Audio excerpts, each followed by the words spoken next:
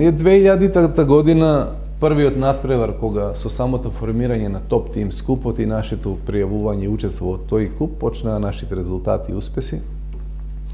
Првиот надпревар беше со Локомотив Харков 2000-та година, 4 декември се сеќавам убаво, и првата наша победа од 3-2. Второто коло ја победивме Алмерија, која беше шпански шампион во Шпанија. Понатаму се многу значајните и верувам незаборавни надпревари со Кастело и со Алмерија тука, во која беше навистина целиот председателски кабинет, во која веќе се заинтересира и председателот на државата и сите политичари и сите љубители на спортот од сите градови. Пред салата имаше голем број на гледачи кои не можеа да влезат во салата во град Серти и нашите гледачи ќе се подсетат на тие незаборавни надпревари со Кастело да Маја, со Алмерија. Понатаму следната година со Пит Зомерс, со Омниволт, со надпревари кои навистина испиша историјата на нашиот клуб. И она што беше значајно, ние една година, 2002-2003 година, игравме 10 меѓународни надпревари во топ тим скупот и имавме само еден пораз. Значи, веќе екипата созреа да постигнува резултати и во тоа време представувавме значаен одбојкарски колектив во одбојкарска Европа со нашето учество во топ тим скупот. Во регионот бевме една од најдобрите екипи, затоа што редовно ги победувавме екипите од Бугарија, од Србија, од Грција, со кои игравме многу контролни надпревари.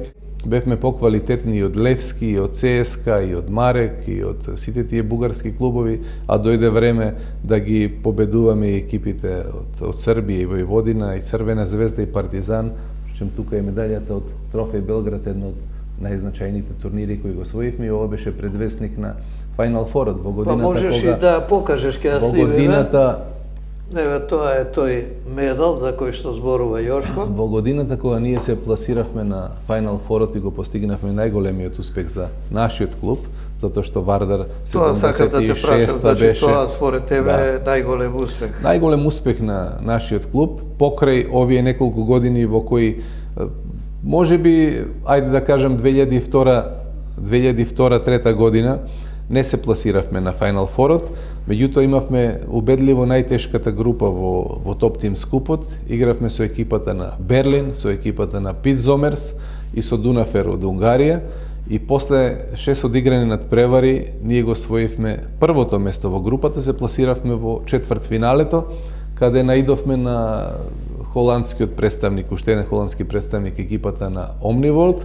Успеавме во Скопје во една голема еуфорија, можеби најпосетениот надпревар во тоа време со екипата на Omniworld, во која и пред салата имаше видеобим и 1000 гледачи сигурно и повеќе не можеа да влезат во салата. Салата беше полна 5 часа пред надпреварот. Ние моравме да ги организираме женските екипи на нашиот клуб, работнички и Кометал, да играат пријателски надпревари, за да гледачите кои ќе дојдат многу порано да имаат разонода во салата. И кога ми се јави во тоа време Пеица, кој беше тренер на женската екипа, во 15 часот, надпреварот беше во 20:30. Ние во 15 часот бевме на ручек екипата, уште не беше замината на задолжителниот попладневен одбор пред надпреварот. Вика, овде игла нема кај да падне во салата. 5 часа пред надпреварот беше салата преполна. Замислете, дали некогаш ќе имаме таква ситуација во македонскиот спорт, посебно во одбојката, не сум сигурен, не сум убеден во тоа. Значи, владееше една голема еуфорија и тие моменти се незаборавни.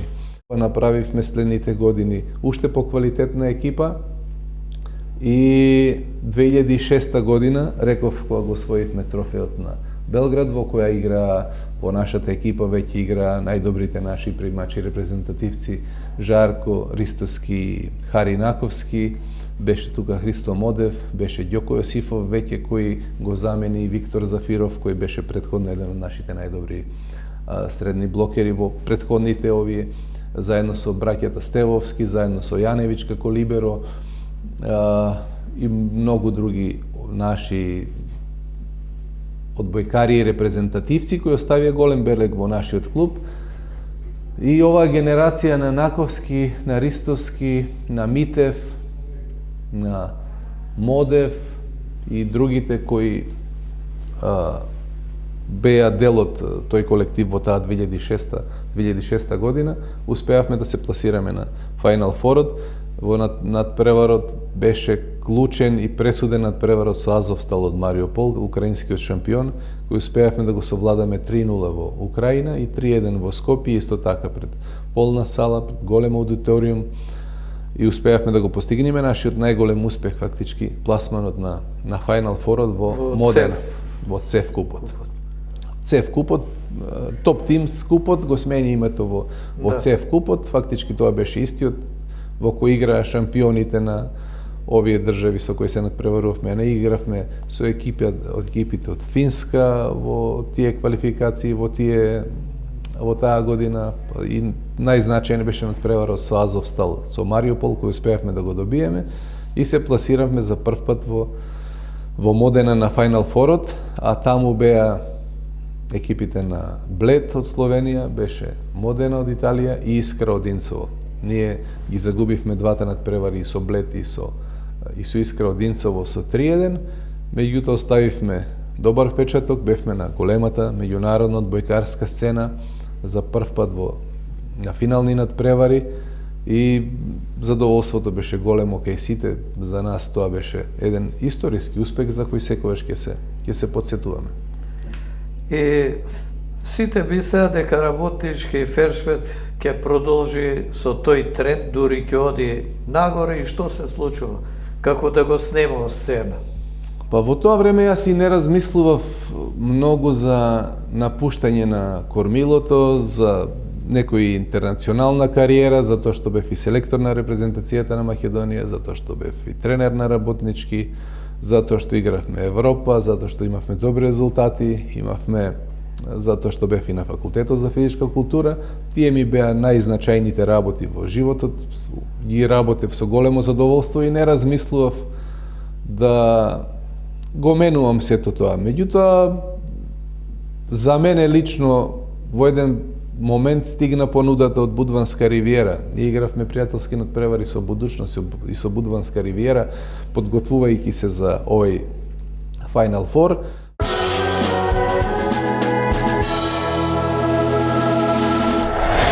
Пеица, кој беше тренер кај нас во женската екипа и мој помошник, играше претходно во Будванска ривиера, како играчките денови ги поминуваше, там мислам една сезона 2, имаше добри релации со раководството на Будванска ривиера и така тргнаа контактите фактички. Дојде понудата од Будванска ривиера која беше навистина во тоа време, да речем, многу примамлива од секој аспект. Од аспект на финансии, од аспект на нешто ново што со големи амбиции ќе биде шампионска лига и така натаму. А кај нас веќе почнаа работите малку да се... Тоа сакав да те прашам, дали финансискиот момент беше решавачки, почувствува дека веќе немаат моќ финансиерите да го одржуваат работнички, или пак ти тежнееше кон еден нов предизвик? Па јас работнички го оставив во добри раце после моето заминување. Значи не беше од стручен аспект никаков проблем, затоа што ме наследија Тихомир Пауновски, кој беше долгогодишен капитен наш и мој помошник со Јован Ѓокевски, и успеа повторно да го освојат и купот на Македонија и титулата во Македонската лига, и играа исто така во ЦЕФ купот.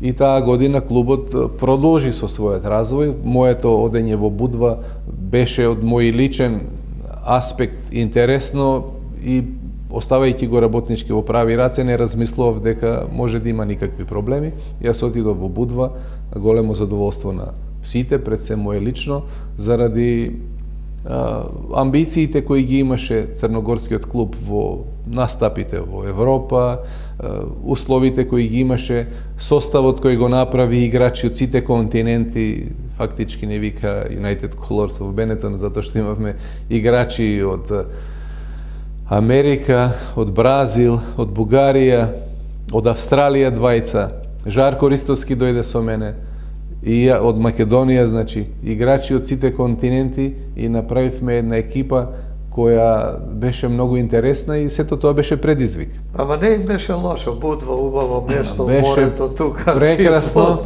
беше прекрасно и беше уште една успешна сезона во мојата тренерска кариера. Впрочем, уште еден Final Four и тоа во Рим, меѓутоа сега еден чекор подалеку, освојувајќи го третото место.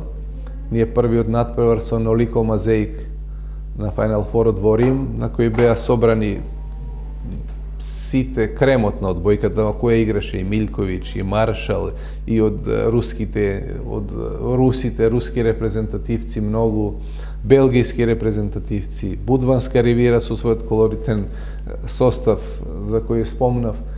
И беше еден голем настан. Ние игравме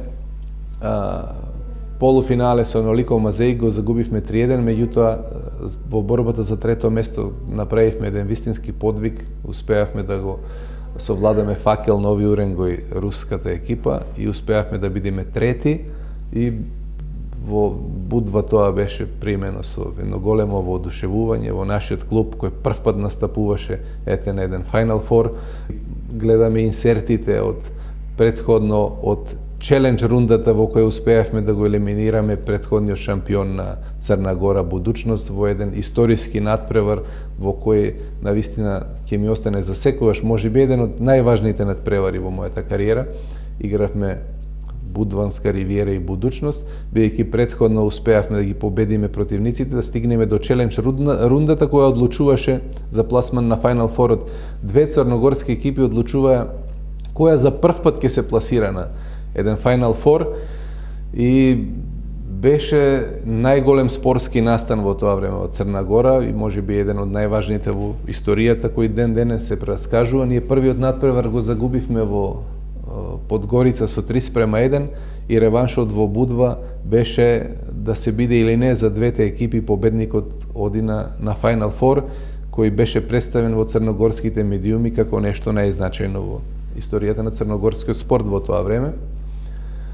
Успеавме да го победиме Будучност во една прекрасна атмосфера која никогаш во Будва не владеела, со 3-0, и да го добиеме и златниот сет со 15-11 во една навистина незаборавна атмосфера. Успеавме да се пласираме и сето тоа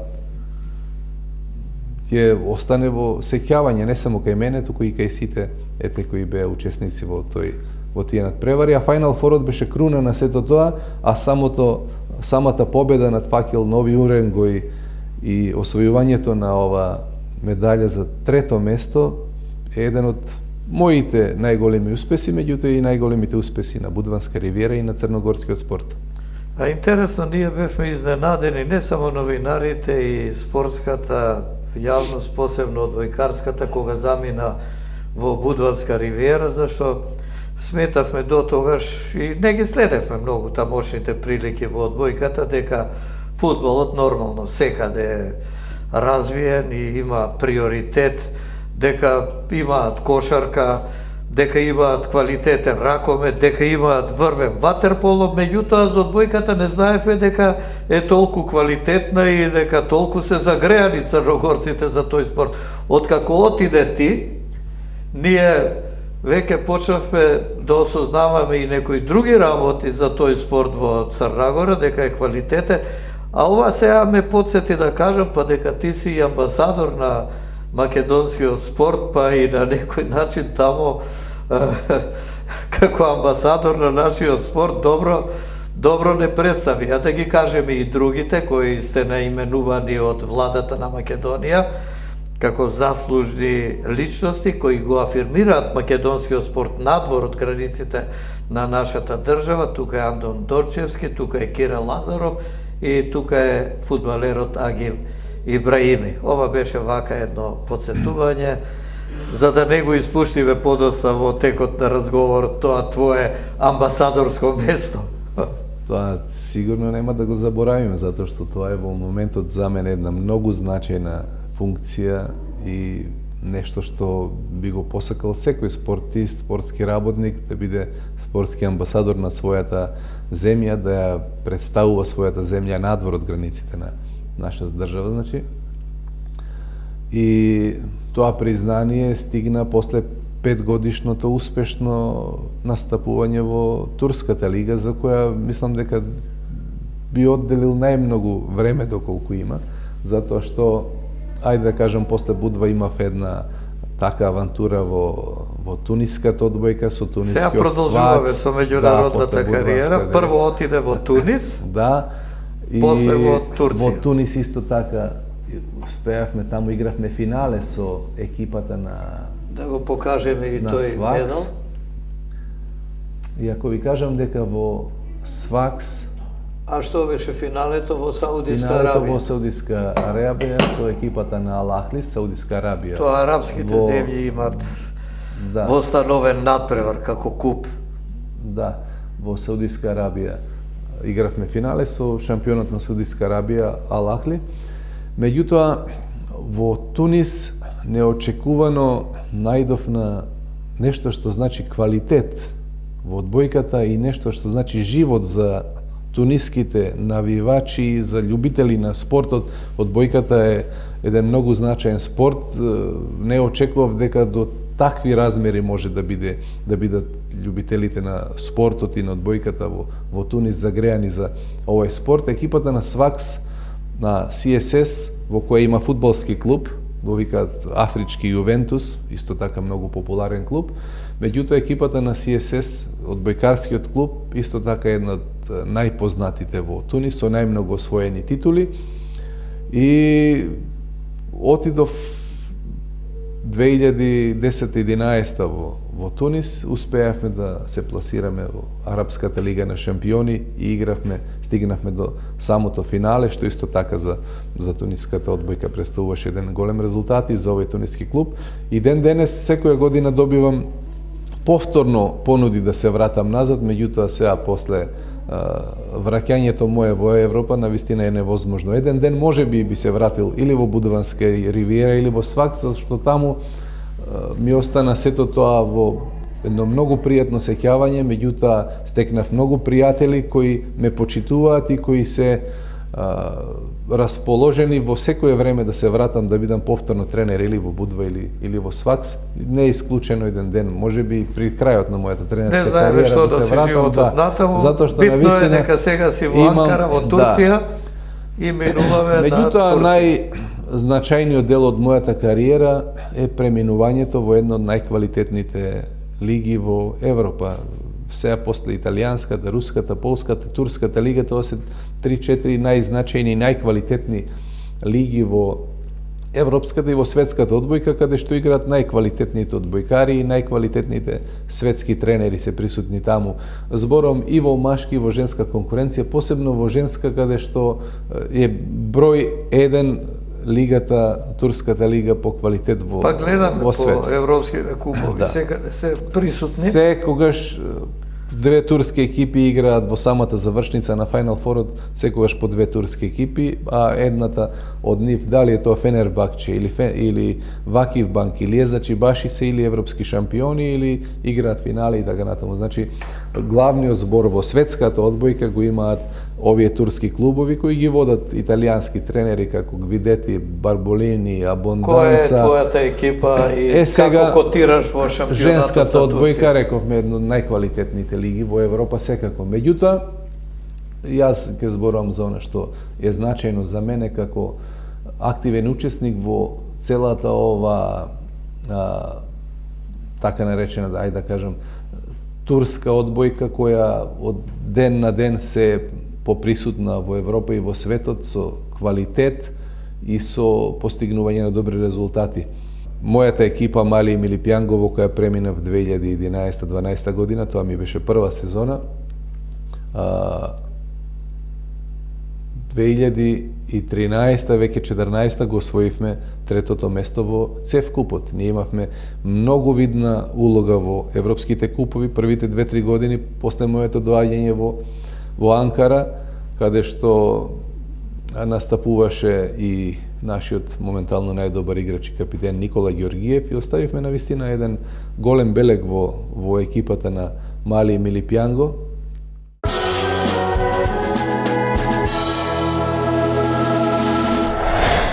Јошко, еве твојата кариера клубска ја обработивме сега при крајот на емисијата, подсетување на репрезентативните денови. Почна како тренер на репрезентацијата по самостојувањето, па дојда оние квалификации, заедно со твојот професор Циев, кој беше селектор, па сега накусо за тие моменти репрезентативни на македонскиот тим. Па за еден тренер е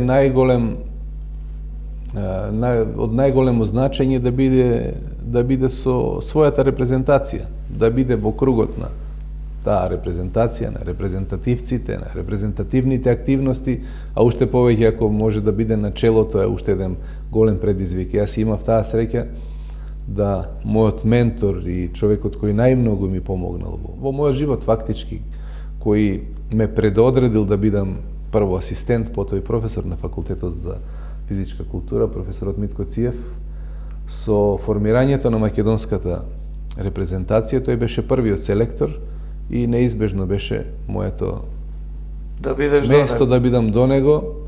Се разбира дека бев негов сопатник и на факултетот и во спортот и бев првиот тренер на македонската репрезентација која е формирана 1992 година.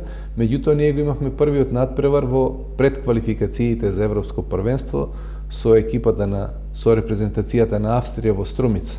Успеавме да го добиеме 3-0 во Струмица и 3-1 во Виена, со тоа се пласиравме во квалификациите и 95-та година игравме во една од најинтересните групи во тоа време, затоа што Југославија се вклучи во нашата група неочекувано после санкциите, после суспензијата, во група во која беше и Данска, и Шпанија, и Македонија, ја приклучија Југославија. Ние бе прва екипа македонската одбојкарска репрезентација што се сретна со една југословенска репрезентација во било кој спорт после распадот на Југославија, после осамостојувањето.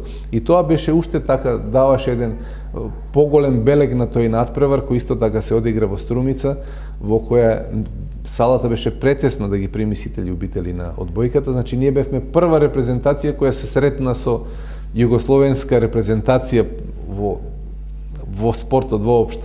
Еден надпревар кој секогаш ќе остане врежен. Да кажам дека тие беше визионер, тој размислуваше и те подготвуваше, и кога после оној инцидент и револтирано негово напуштање на селекторското место, тоа беше со грците, повторно околу името, знамето, непризнавање, тој ја напушта репрезентацијата, но знае дека ја остава во вистински раце, ти стануваш селектор на македонската репрезентација и беше тука 10 години. Првиот надпревар мој како селектор беше карактеристичен по инцидентите кои беа со репрезентацијата на Грција, со која исто така македонската репрезентација одбојкарска беше прва што се сретна во спортот со една грчка репрезентација. Значи, прва со Југославија, прва со Грција. Тоа време бевме, значи, ние први кои патот го отваравме на нашите спортисти да играат против југословенски репрезентации во било кој спорт или против Грчка, што беше многу карактеристично во тоа време, а ќе видите на инсертите што се случуваше на моето деби во Александрополис кога игравме со репрезентацијата на Грција, во која имавме проблеми при интонирањето на химната, имавме проблем со обележијата Македонија, па мораше да ги лепиме со пластери. Ги имаме со нив, ќе се влече тој проблем. Така почна мојот пат како селектор, позиција на која се задржав 10 години, позиција на која многу пати бев прогласуван и јас и нашата репрезентација за најдобра спортска екипа во Македонија. 2000 година, после надпреварите со Данска и Норвешка, се пласиравме од Б дивизијата во А дивизијата. 2004 и 2005 година, после оние многу значајни надпревари со Австрија, со Летонија и со Шведска овде во Скопје се пласиравме повторно меѓу 16-те најдобри репрезентации во Европа. Во тоа време Европското првенство беше со 12 репрезентации, а ние бевме меѓу 16, значи во сегашни услови, кога Европското првенство е со 16 репрезентации, ние, можеби би обезбедиле сигурно еден пласман и на Европско првенство. Значи, тоа беа на некој начин, и моите денови како селектор, кој се задржав до 2006-2007 година.